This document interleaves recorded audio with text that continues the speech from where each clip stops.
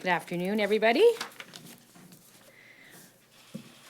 Today, I'm announcing a by-election to be held in Calgary-Greenway on March 22nd. This is a by-election that I suspect you will agree we all wish that I didn't have to call. The seat was left vacant by a terrible tragedy that shocked and saddened all Albertans. Manmeet Bhullar was a fierce and tireless advocate for his community, and the legacy he left in and outside of the legislature will not be forgotten. It is, however, still now our duty to ensure that the residents of Calgary-Greenway are represented in the legislature. On a different matter, I'd also like to welcome today's announcement that the federal government will make a $250 million grant available to Alberta under the Fiscal Stabilization Program. This is one of the issues that I raised with Prime Minister Trudeau during his visit to Alberta. We still have other matters to address with the federal government: employment insurance rules, the details of federal infrastructure investment, and the need for us to work together on access to new markets. But we are off to a good start today with this announcement, and I know all Albertans welcome this first indication that the federal government will work with us on the issues that are before Alberta today. So I'm happy to take a few questions. What will you do with that money, the $250 million? Do you have any plans for it right off the bat?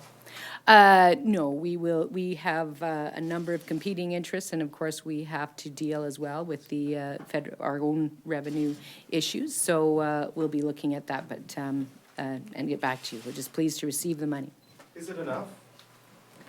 I mean, I think, you know, that particular formula, we could, I mean, when you look at what we've lost in terms of the price of oil, it's unfortunately not enough. That's why, as I've said, I've been already identifying other issues that we need to have addressed by the federal government. We need to see some quick action on EI. We need a fast injection of infrastructure funding, and we need more help with respect to and support with respect to the issue of pipelines and access to markets. So those are our key issues that we'll continue to push the federal government for. When you say you need more help when it comes to pipelines, like, do you want the Prime Minister to come out in support of? Like, what does that help look like?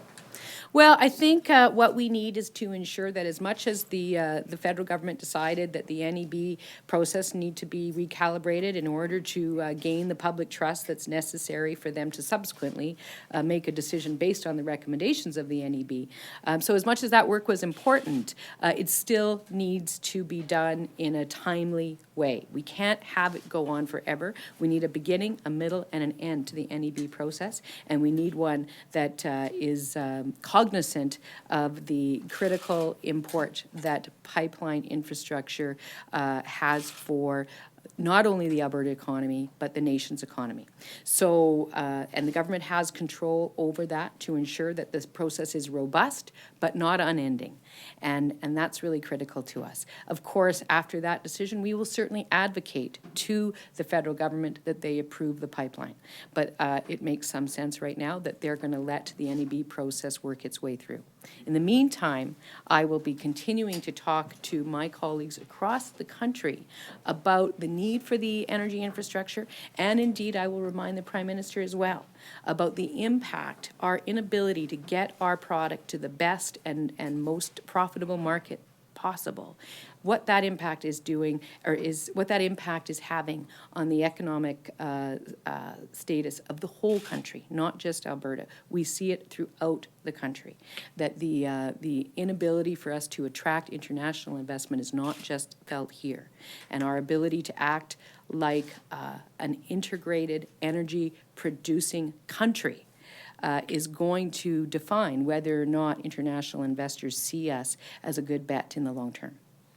Premier, the Federal Fiscal Stabilization Fund hasn't been used in 22 years. So is Alberta's current woes, are they the worst that any province has seen in 22 years? There's no question that the drop in the price of oil is absolutely significant, and certainly if you look at what's happened in Alberta over the last 22 years, I would suggest that both the depth of the drop along with the expected duration of the drop is probably the worst that we've seen in this province in 22 you In terms of cash coming to the province, is there an opportunity? I know the budget will probably be coming out in the next month and a half. Is there another, are you going to be looking for more cash from the federal government? We're going to continue the conversation. I mean, we've already made, as I said, a big pitch on the EI, because that's the most immediate thing right now that will help families who've lost their jobs, particularly over the course of the last year. And then we will also be pushing as well on infrastructure, and maximizing the infrastructure investment that we see in Alberta, and also ensuring that it comes sooner rather than later. Premier, you attended an Ontario NDP fundraiser last Friday. Wild Rose is saying that they're hearing that you actually, that was billed as a meeting with you and Andrea Horvath, and that they solicited donations as $10,000 for companies based in Ontario but do business in Alberta. I've checked with the Ontario NDP. They won't say who you and Andrea Horvath met with. Can you help us out? I don't have a list, but just to be clear, I mean, on this issue, I'm the leader of Alberta's NDP. Andrea Horvath is the leader of Ontario's NDP. And it's not uncommon for certain sections of the party to ask leaders of other sections to come along to events to attract people to those fundraising events for that section. So Andrea's a friend of mine, and she asked me to do, I said, you know, I can probably give you one event in a year. So what would you like? And she invited me to come out to this, and so I attended. All the money, of course, raised from that goes to Ms. Horvath and the Ontario NDP. I'm not exactly, I did not evaluate who was there, and I'm not entirely sure. I suspect there were people based in Ontario, but have interests across the country as well. Alberta companies, though, of course, they can't donate here politically. They can't donate here. They can donate in other provinces. Doesn't that raise the specter, though, that if you start attending these events, that you can essentially get FaceTime with the Premier by using a back door, so to speak, go to another province and donate there?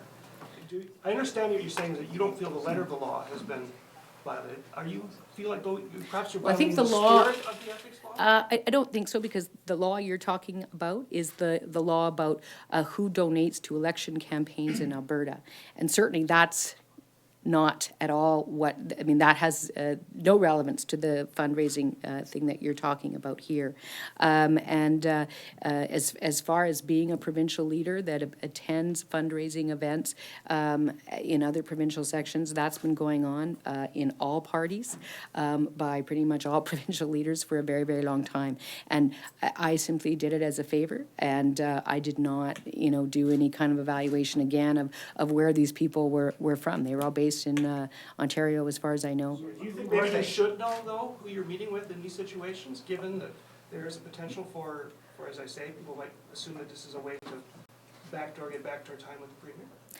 Yeah, no, I honestly, I think, quite frankly, I walk down the street and people get backdoor time with me, people from the U.S., people visiting from other countries, by neighbors. I mean, I actually don't think there's an issue here, Dean, with respect to that. As a leader of a provincial party, I talk to people all across the country. I've previously been very open about going to Toronto to meet with investors, going to New York to meet with investors. My Minister of Energy is in the U.S. right now at an energy conference meeting with investors. That's what we do. So.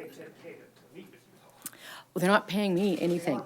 They're not certainly paying me. So the reality is that you just meet people in a number of different events. I was at a Pembina Institute event talking to Torontonians about our environmental record and the need for a pipeline.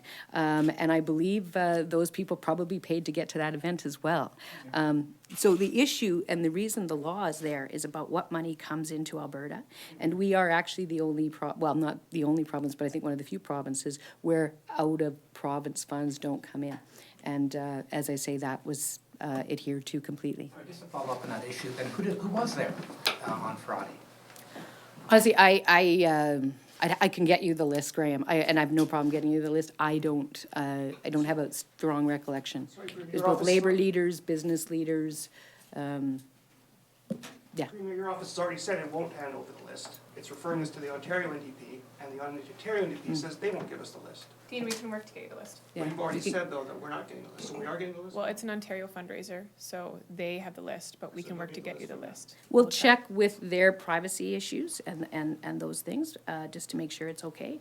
But again, they didn't give a cent to me, to the Alberta NDP. There was no benefit to me or the Alberta NDP by my being there. And that is what the crux of these issues It's a larger is. argument, Premier. I mean, the NDP is across the country. You're an NDP, you're helping out a fellow NDP. There's there's no conflict as far as you can see, no perceived conflict as far as you can see. Well- You don't see how someone might say, this looks like. There's actually a law, around, you can't, they can't give us money. The Ontario NDP can't give us money. Perception, Premier.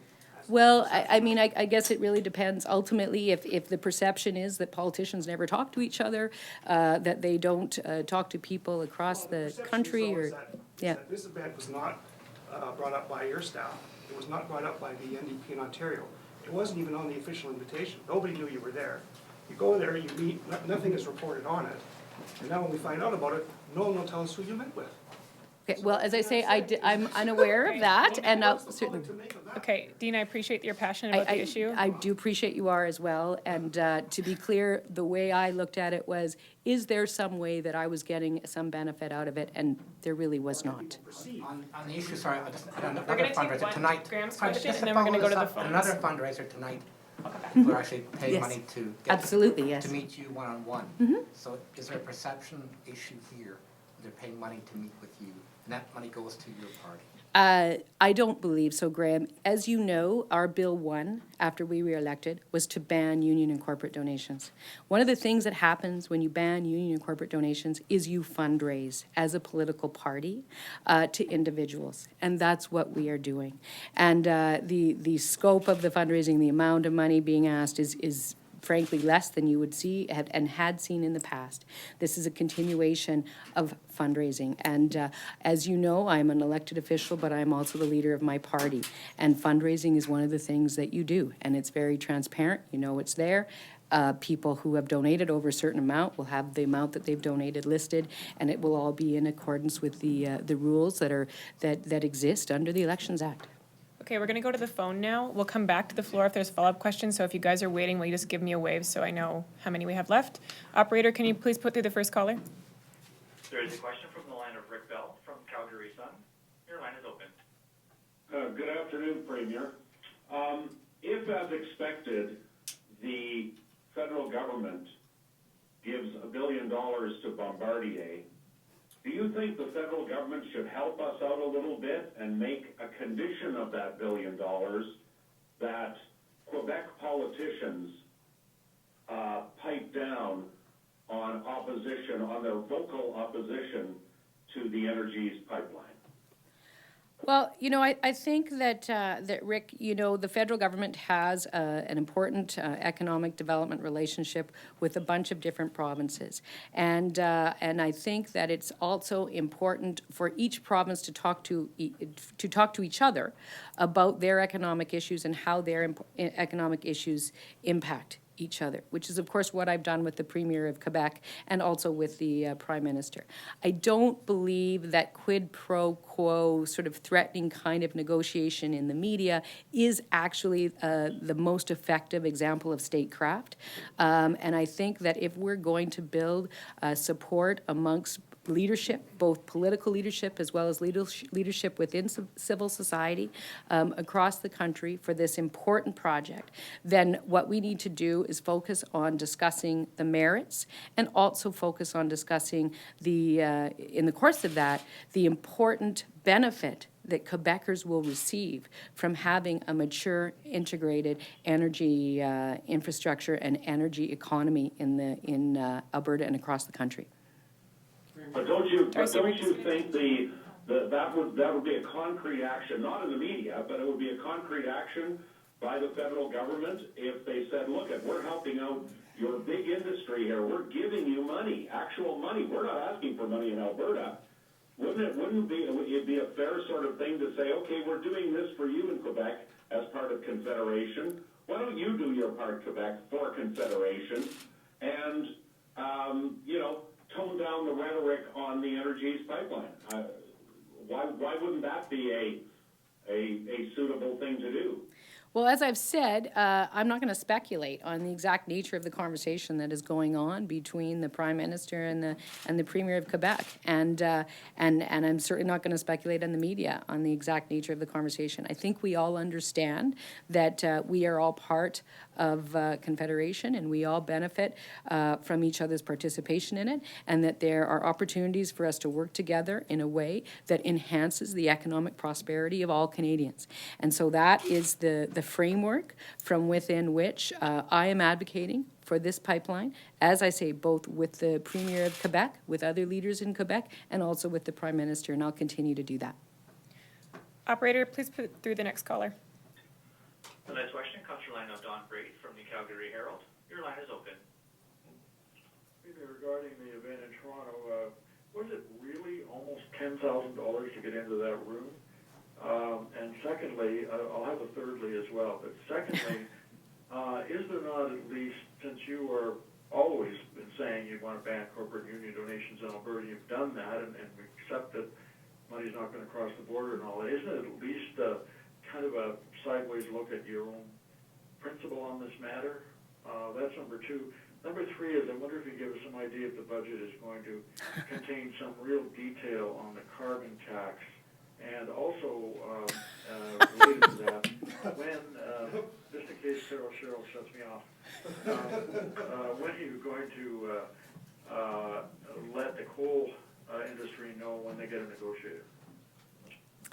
Okay, so as I've said, as the leader of Alberta's NDP, like leaders of almost every other provincial and federal party in the country, you periodically go across the country and support your fellow leaders and sections in accordance with the laws that they have in place and in accordance with your own laws. And as I think has already been said prior to this, of course, my trip was certainly tested with the Ethics Commissioner to ensure that we were within the rules. So that's what we did, and there you go. On the issue of the budget and the climate change details, I'm sorry, which details were you asking about there in there? I mean, right. So there's certainly, absolutely, the details will be in the budget around next steps on the climate change initiative,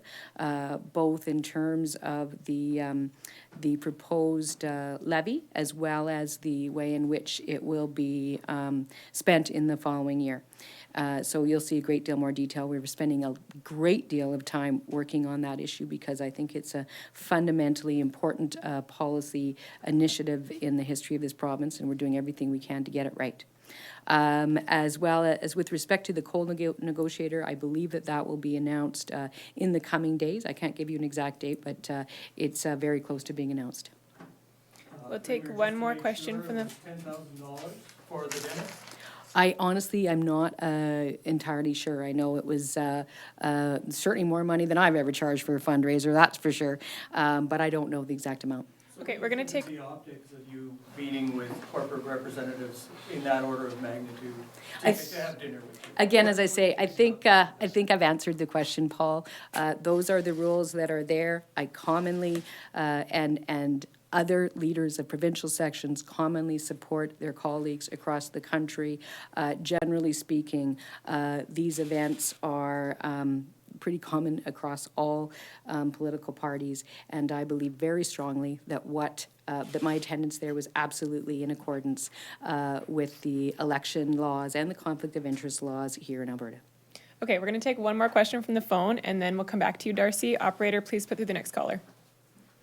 The next question is from James Wood from Calgary Herald. Your line is open. Premier, I just wanted to ask you two questions about the by-election. One, obviously the opposition parties have criticized you over the timing of this, that you were moving ahead before they've nominated candidates in place. Could you respond to that? And did you give any consideration to holding the by-election to allow for someone to be able to serve during the full legislative session? And I'll have a follow-up after you answer that. Okay. Yeah, so you win, anyway, it's, if we held it too soon, then we held it too soon. If we hold it too late, then we've held it too late. Anyway, in terms of that, I mean, as I've said before, to be clear, this is not a by-election that anyone wants to have happen, and it's a difficult situation. Nobody wants to have had to have called it. You know, I can only speak to, you know, my own personal experience. You know, when my father was the victim of a tragic accident, Peter Lougheed called the by-election, I believe it was 96 days after the accident. This by-election was called 92 days after the accident. And so I think that we're within the realm of a reasonable timing. The fact of the matter is that the people of Calgary-Greenway deserve a representative in the legislature. This will be a very busy session of the legislature. We will be discussing very important issues related to the economy and our fiscal framework. And I think they absolutely need to have somebody in there. I would have liked, in some ways, to have been able to have done this in January so that we could have, as you said, had somebody in there for when the session resumes. But we were balancing the difficult issues around ensuring that Greenway had representation and meanwhile giving people a reasonable amount of time to grieve and to prepare for the imminent and predictable and legally required by-election. So I hope we've struck that balance. I'm sure people on both sides will perhaps suggest that we haven't, but I feel fairly confident that we've taken a reasonable path based on past practice. And I think that I'm looking forward to ensuring that the people of Calgary-Greenway have an MLA for the vast majority of the session in the legislature. And can I just ask you, I mean, especially given the economic circumstances in Calgary at the moment, what do you think are your party's chances in this by-election? Well, you know, you just never know with these things. We've nominated a wonderful candidate. Our members in Calgary-Greenway have nominated a wonderful candidate, and so I know they're going to work very hard to get her elected and work very hard speaking to the people of Calgary-Greenway, and you know, we'll see what happens. Okay, we're going to take 3 outstanding questions from the floor, and then we'll wrap up. Darcy, Tom, and Justin. Premier, can you tell us who paid for the flight to Toronto? The Ontario NDP. Is budget date set? How far into session are we going to have to wait for budget? We are working on that right now. As you know, the federal government recently delayed its budget date, and we wanted to be sure that that had happened first and that we could react accordingly. So Minister Ceci will be speaking with you tomorrow. You may get some more information on that then. Justin? Dean had alluded to this earlier, but when we asked your office on Friday why you were going to Ontario, we were told it was to pick up an award. Who on your staff knew that you were going to Ontario to take part in a $10,000 per head fundraiser? I don't know. I honestly don't know who knew or didn't know, and I'm not quite sure why they would have said. I was picking up a award. I picked up other awards, but not last weekend, so I'm not quite sure how that happened. Thanks, guys. Thank you.